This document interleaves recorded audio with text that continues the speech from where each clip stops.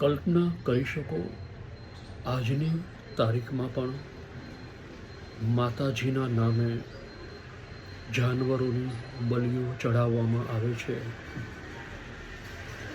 અરે જાનવરોની વાત જવા દો, આ ભુવાઓ અને ભૂઈઓના રવાડે કેટલાય પોતાના સંતાનોની બલિ ચડાવે છે.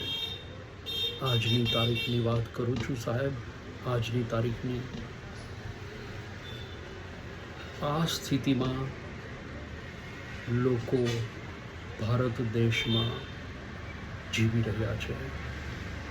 આવા લોકોની વાતોમાં આવી રહ્યા છે. તો પછી તમે તમારી જે પોતાની માં હોય એને, આ તમારો જે ચાઇલ્ડ હોય, બાળક, એ જ સોંપી દો ને, વધારી નાખો. બીજી માં ગોતવા ક્યાં જવાની જરૂર છે? ખરેખર ભારત દેશમાં આટલી અંધશ્રદ્ધા, અભણ અને ગમાર લોકો હોય ને, એ તો સમજી શકીએ કે ચાલો સાલા બુદ્ધિ વગરના છે,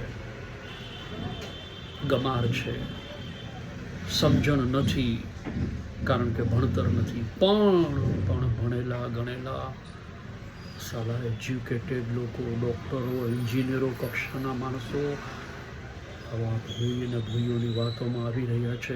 એનું શું કરશો?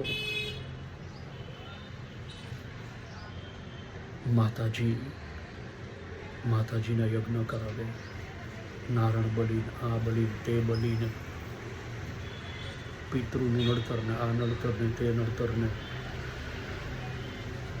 આમ વિકાસ થાય, આમ તમારી પ્રગતિ થાય. તમારા છોકરાઓને નોકરી મળે, આવું કરો તો કામ ધંધો બરાબર ચાલે.